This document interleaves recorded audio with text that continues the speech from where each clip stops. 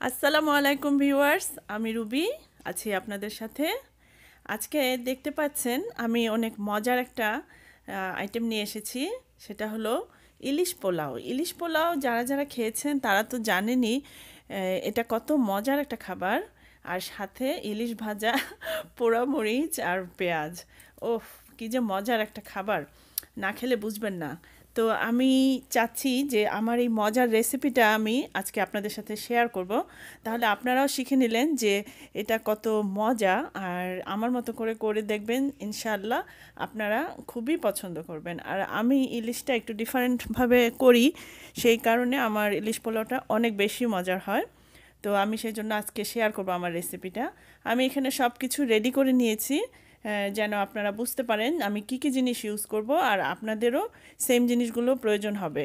সে কারণে জিনিসগুলো একটু দেখে নিন। আমি নিয়েছি পাঁচটা ইলিশের টুকরা।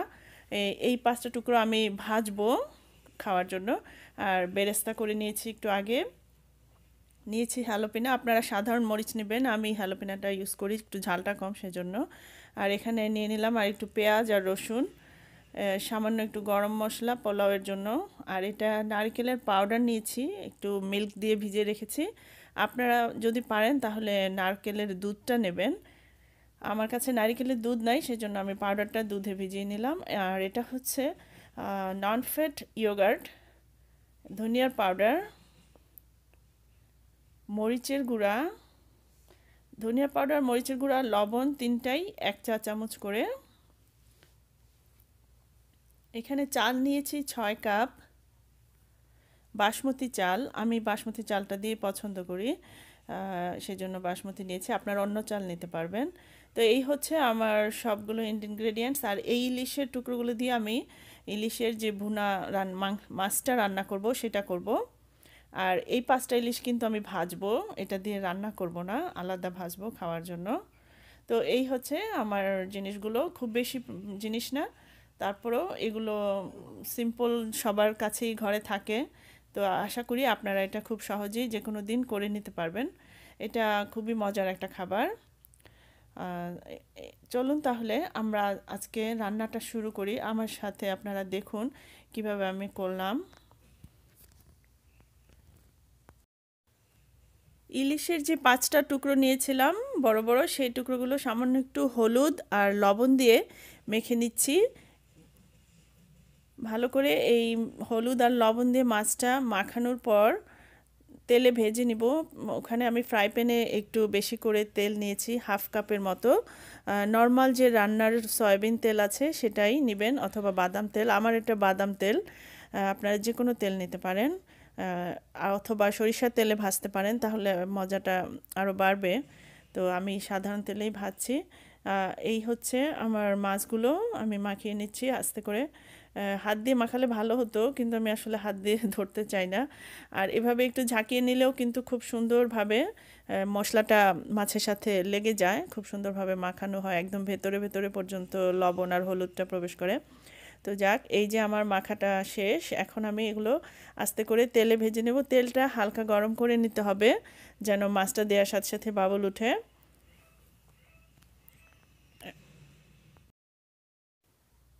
এখন আমার তেলটা গরম হয়ে গিয়েছে এনাফ। আর ফ্রাই প্যানটা কিন্তু প্রথমেই খুব ভালো করে গরম করে নেবেন তেল দেওয়ার আগে, তাহলে কিন্তু ফ্রাই প্যানের মধ্যে আপনার মাছটা লেগে যাবে না। এটা হচ্ছে মাছ ফ্রাই প্যানের মধ্যে লেগে না যাওয়ার একটা টেকনিক।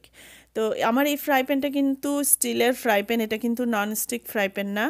যদি আপনারা ফ্রাই প্যানটা খুব বেশি ভালো করে গরম করেন আর তেলটা একটু এনাফ দেন, তাহলে, এবং তেলটাও যদি ভালো করে গরম করে নেন, তাহলে কিন্তু মাছ কখনো লাগবে না। ননস্টিক ফ্রাই প্যান না হলেও আপনারা ওখানে মাছ খুব সুন্দরভাবে ভাজতে পারবেন। আর আমি জানি যে ননস্টিকটা বেশি হেলদি না, সে কারণে সামটাইমস আমি অ্যাভয়েড করি, যেটা আমি ননস্টিক ছাড়াও করতে পারবো সেটাতে আমি ননস্টিক ইউজ করি না। সাধারণত মোস্টলি আমি স্টিলের পট ইউজ করি অথবা ফ্রাই প্যান ইউজ করি, কারণ স্টিল কিন্তু ননস্টিক এবং অ্যালুমিনিয়ামের চেয়ে বেশি হেলদি। তো আমার বাসায় অ্যালুমিনিয়ামের তেমন কোনো পট নেই বা ফ্রাই প্যান নেই। সামটাইমস আমি শুধু ননস্টিক ইউজ করি, আর স্টিলেরটাতেই আমি মোস্টলি সব কিছু রান্না করি, কারণ এটা হেলদি। যাক আমি আপনাদের সাথে শেয়ার করলাম। আপনারা যারা জানেন তারা তো ভালোই, আর যারা জানেন না তারা নেক্সট টাইম এসব কেনার সময় একটু ভেবে দেখবেন। আচ্ছা, এই হচ্ছে আমার মাছগুলো দেয়া শেষ। আমি এখন এই মাছগুলো একটু ভেজে নিচ্ছি। আর ভাজার সময় টেম্পারেচার কিন্তু খুব বেশি হাই রাখবেন না, আবার খুব বেশি লো রাখবেন না। বেশি হাই রাখলে মাছটা বেশ শক্ত শক্ত হয়ে যাবে, খেতে ভাল লাগবে না। আর বেশি লো রাখলে দেখা যাবে মাছটা ভেঙে যাবে, নরম হয়ে যাবে। তো এই কারণে মিডিয়াম থাকবে টেম্পারেচারটা। তো এক পাশ হওয়ার পর ভালো করে তারপর মাছটা উল্টিয়ে দেবেন, তাহলে মাছটা ভাঙবে না আর সুন্দরভাবে হবে। এই যে আমার একটা সাইড কিন্তু হয়ে গিয়েছে, এখন আমি বুঝতে পারছি বাহির দিয়ে উপর দিয়ে একটু ব্রাউন বোঝা যাচ্ছে। তো এখন আমি উল্টে দিচ্ছি, এখন জাস্ট আদার সাইডটা ভেজে ভেজে নিচ্ছি। তো এইভাবে দুটো সাইড এভাবে ভেজে নেবেন, একবার শেষ হওয়ার পর আরেক পাশ। আর এই ভাজা মাছটা কিন্তু খেতে অনেক মজা। যারা ইলিশ পছন্দ করেন তারা তো ইলিশ মাছ ভাজা মানেই খুব মজার একটা খাবার। সাদা ভাতের সাথেও কিন্তু ইলিশ ভাজাটা পোড়া মরিচ দিয়ে অনেক মজা লাগে। আর ইলিশ পোলাও হলে তো সেটা আর কোনো কথাই নেই। আমাদের ইলিশ পোলাওটা খুবই মজা। আমি সেই জন্যই আপনাদের সাথে আজকে শেয়ার করছি। আর আমেরিকাতে বসেও ইলিশ মাছ পাওয়া যায় বাংলাদেশের মতো টেস্ট। কারণ হচ্ছে এইখানে অনেক বড় বড় ইলিশ পাওয়া যায়, বড় বড় ইলিশগুলো আমেরিকা চলে আসে। দুর্ভাগ্যবশত বা সৌভাগ্যবশত আমরা সেই ইলিশটা পাই, কিন্তু এটার দাম খুবই বেশি। বড় ইলিশটা এক একটার দাম পড়ে প্রায় $40 to $50। আর $50 মানে তো বুঝতেই পারছেন বাংলাদেশের প্রায় কত 4,000 টাকার মতো। তো মোটামুটি ভালোই দাম, একটা ইলিশ 4,000 টাকা। বাট তারপরও আমরা চেষ্টা করি বড় ইলিশটাই আনতে, কারণ বড় ইলিশটাই কিন্তু খেতে বেশি মজা লাগে, আর ছোট ইলিশটা একটু দাম কম। যাক, আমরা শুকর আলহামদুলিল্লাহ যে ইলিশটা আমেরিকায় বসেও খেতে পারছি, আর বাংলাদেশেও এখনও এনাফ ইলিশের চাষ হতে পারছে। আর এটা হচ্ছে কি বলবো, বাংলাদেশের একটা সৌভাগ্য, এত মজার একটা জাতীয় মাছ ইলিশ। এটা আমরা খেতে পারি, আর এটা অনেক মজা। ডিমটাও আমি রেখেছি, ডিমটাও খুব মজা, আর কয়েকটা ডিম আমি খুলে ফেলেছি। আর যদিও যে মাছ কেটে দিয়েছে দোকান থেকে, সে পিসগুলো খুব পাতলা করে ফেলেছে। যাক, ইলিশ ভাজা শেষ। আমি এখানে আরেক পাশে পোলাওটা রান্না করব। ইলিশের যে তেলটা ভাজার, সেই তেলটা দিয়ে কিন্তু আমি পোলাওটা রান্না করব, কারণ সেই তেলটা দিয়ে রান্না করলে পোলাওটার মধ্যে কিন্তু ইলিশের ফ্লেভারটা আসবে। আমি এখন এখানে পোলাওটার জন্য আমি প্রথমে অর্ধেক অর্ধেক তেলটা করে নিলাম, অর্ধেক কিন্তু পোলাওর জন্য দিয়ে দিয়েছি, আর অর্ধেক আমি এখানে মাছটার জন্য কষাবো, যেটা নাকি পোলাওর জন্য রান্না করব সেটা। যেখানে মাথা লেজ ছোট পিসগুলো রেখেছিলাম, তো এখানে আমি পেঁয়াজ বাটা দিয়ে দিয়েছি 1 কাপ। পেঁয়াজ বাটাটা হালকা পানি দিয়ে আমি করে নিয়েছি। তো এটা সেই জন্য আমি পানিটা শুকাবো, আর শুকানোর জন্য ওই তেলের মধ্যে পেঁয়াজ বাটাটা কিছুক্ষণ ভাজবো। ভাজার পর যখন আমার পানিটা শেষ হয়ে যাবে, তখন আমি তার মধ্যে অন্য মশলাগুলো কষাবো। এখন দিয়ে দিচ্ছি 1 চা চামচ ধনিয়ার পাউডার,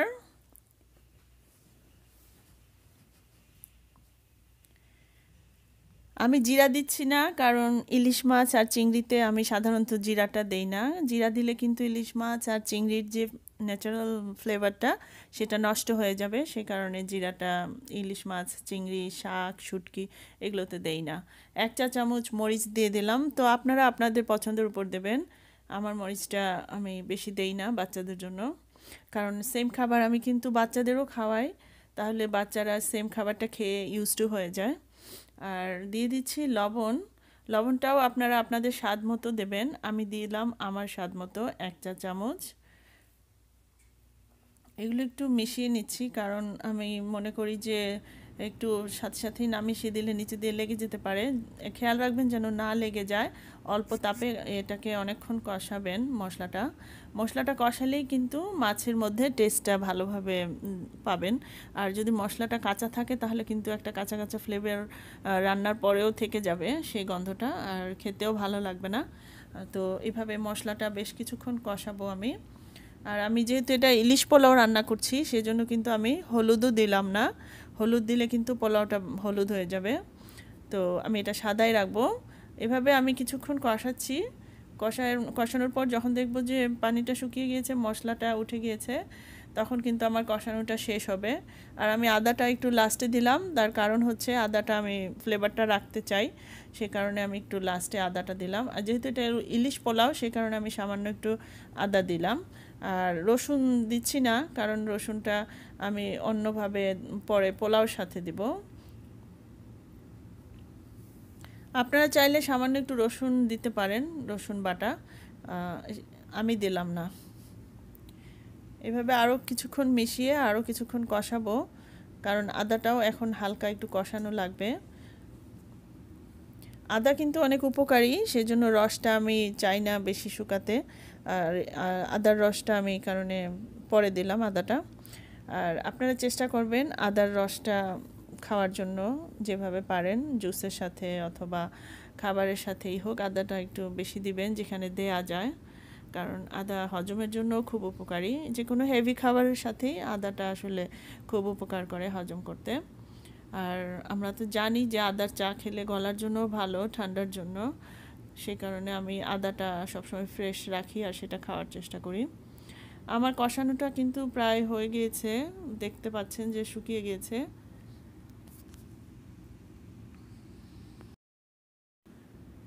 এই সময় আমি আরও সামান্য একটু পানি দিয়ে দিলাম, কারণ আমার মশলা কিন্তু একদম শুকিয়ে গিয়েছে। আর পানিটা দিয়ে তার মধ্যে আবার একটু নারিকেলের যে আমি পাউডারটা নিয়েছিলাম, প্রথমে দেখিয়েছিলাম যে পাউডারটা আমি দুধ দিয়ে ভিজিয়ে রেখেছি, সেটা দিয়ে দিলাম হাফ। হাফ আমি এখানে দিব আর বাকি হাফ কিন্তু আমি পোলাওতে দিব।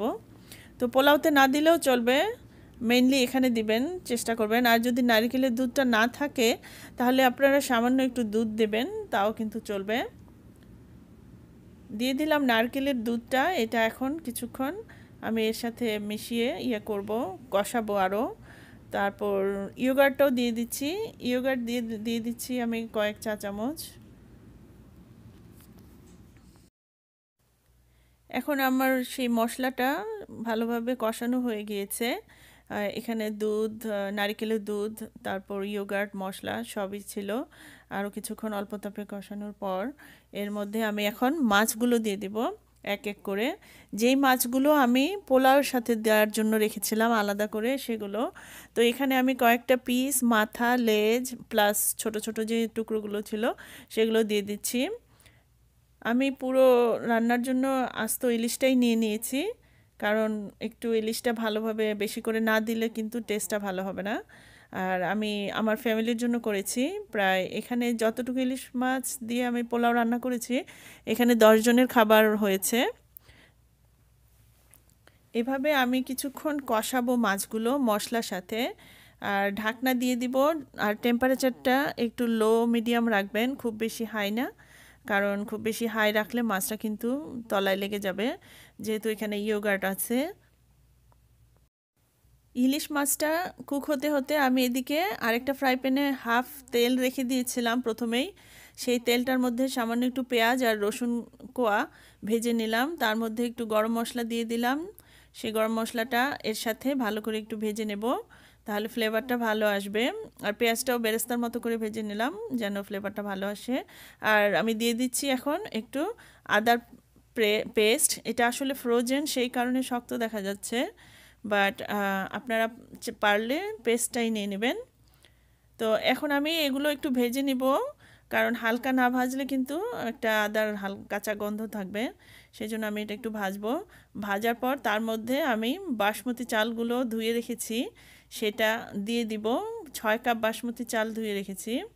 আর আমি চালটা ধোয়ার সাথে সাথে দেই, অনেকে কিন্তু আগে ধুয়ে রাখে, আমি আগে ধুই না, কারণ আগে ধুলে চালগুলো কিন্তু ভেঙে ভেঙে যায়, যেটা আমার ভালো লাগে না। আর যদি ধোয়ার সাথে সাথে দিয়ে দেই তাহলে চালগুলো একদম আস্ত থাকে। তো এই হচ্ছে আমার চালগুলো। তো এখন এগুলো চালগুলো সব পেঁয়াজের সাথে মিশিয়ে দেব, মিশিয়ে আমি কিছুক্ষণ ভাজবো। ভাজলে ফ্লেভারটা, পোলাওর ফ্লেভারটা ভালো আসে, সে কারণে আমি কিছুক্ষণ ভাজি। দিয়ে দিচ্ছি সামান্য একটু লবণ, প্রায় 1.5 চা চামচের মতো। তা আপনারা আপনাদের স্বাদ মতো লবণ দেবেন। এখন এগুলো ভাজবো কিছুক্ষণ হালকা ব্রাউন করে। আমার পোলাওটা ভাজা হয়ে গিয়েছে। এখন আমি পানিটা দিয়ে দিব। গরম পানি নিয়েছি। এখানে ৬ কাপ চালের সাথে ৯ কাপ পানি সেম কাপ দিয়ে মাপবেন, তাহলে আপনারা ভালোভাবে আন্দাজটা পাবেন। আর দেখলেও বুঝতে পারবেন যে কি পরিমাণ পানি আমার চালের উপর আছে, প্রায় ইঞ্চির মতো। আর যেহেতু এটা ছড়ানো, সেজন্য ১ ইঞ্চির মতো হবে পানিটা উপরে। আর এভাবে ডাবলের চেয়েও কম দিতে হবে পানিটা। ৬ কাপের সাথে ৯ কাপ এরকম। তো এভাবে এখন আমি সিদ্ধ করব পোলাওটা সেদ্ধ হওয়া পর্যন্ত। সেদ্ধ পানিটা একদম শুকাবো না, একটু আগে আমি মাছটা দেব এর মধ্যে, প্রায় ১৫ মিনিটের মতো। এখানে আমার মাছটা কিন্তু রান্না হয়ে গিয়েছে, যেটা আমি আরেকটা ফ্রাই প্যানে রান্না করছিলাম। এখন একটা পাশ, নিচের পাশটা হয়ে গিয়েছে, সেই জন্য আমি মাছটা উল্টিয়ে দিচ্ছি। এটা কিন্তু উল্টিয়ে দিতে হবে এক পাশ হওয়ার পর, না হলে কিন্তু আরেকটা পাশ কাঁচা থাকবে, ঠিকমতো কুক হবে না। আর যেহেতু এখানে মাথা আছে, মাথারও ভালোভাবে সব দিক যেন ভালোভাবে কুক হয় সেটা খেয়াল করতে হবে। আর চুলার টেম্পারেচারটা কমেই রাখতে হবে। আহ, একটু মাঝে মাঝে চেক করতে হবে যেন তলায় না লেগে যায়, কারণ লেগে গেলে কিন্তু একদমই টেস্ট পাওয়া যাবে না, খেতে খুব বাজে লাগবে। তো এটা খেয়াল রাখবেন যেন না লেগে যায়। আর ঝোলটা রাখবেন এনাফ, তাহলে এটা লাগবে না নিচে। আমি এখন এই পাশটা আর একটু কুক করব কিছুক্ষণ ঢাকনা দিয়ে।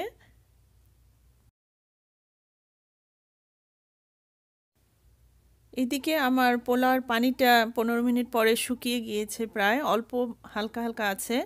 এই মুহূর্তে আমি আরও বাকি যে নারিকেলের পেস্টটা রেখেছিলাম, সেই পেস্টটা দিয়ে দিলাম। তবে এটা কিন্তু একদম অপশনাল, আপনারা যদি না দিতে চান কোনো সমস্যা নেই। আর অনেকেই নারিকেল পছন্দ করেন, তারা তো এটা আশা করি লাইক করবেন। টেস্টটা কিন্তু ভালো আসে। এখন আবার এই নারকেলের দুধটা আমি সব পোলাওর সাথে ভালো করে মিশিয়ে দিচ্ছি, তাহলে সব জায়গায় ফ্লেভারটা ভালোভাবে মিশবে। আর আমি এভাবে আরও কিছুক্ষণ ঢাকনা দিয়ে কুক করব, পানিটা আর একটু কমবে, তখন আমি এর মধ্যে কুক করা মাছটা দেব। মাছটা আর একটু হবে। আমি কিন্তু দুইটা জিনিস আলাদা আলাদা রান্না করছি, আপনারা কেউ কনফিউজ হবেন না। একটা পাত্রে পোলাওটা রান্না করছি, আর একটা পাত্রে মাছটা রান্না করছি।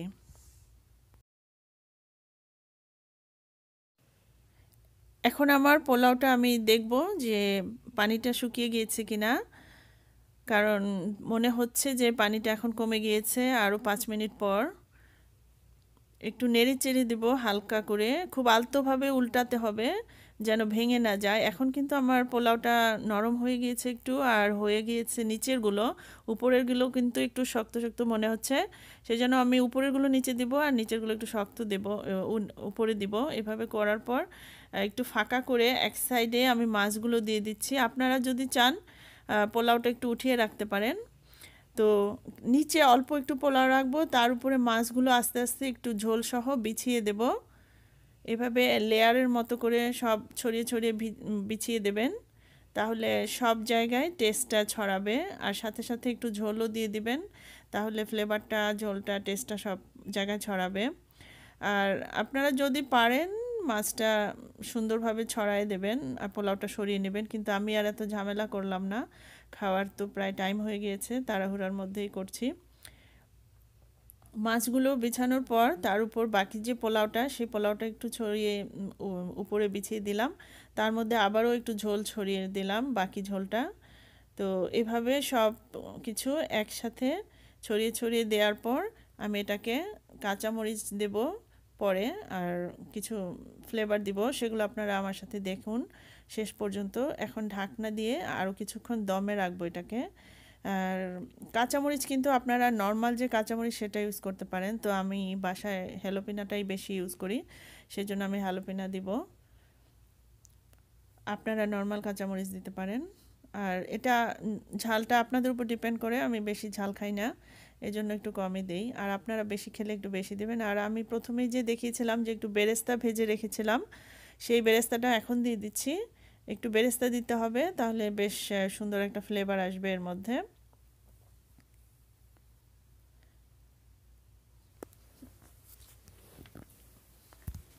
আর এর মধ্যে আমি ঘি দিলাম না, আপনারা যদি চান ঘি দিতে পারেন। আমি দিয়ে দিচ্ছি একটু সরিষার তেল।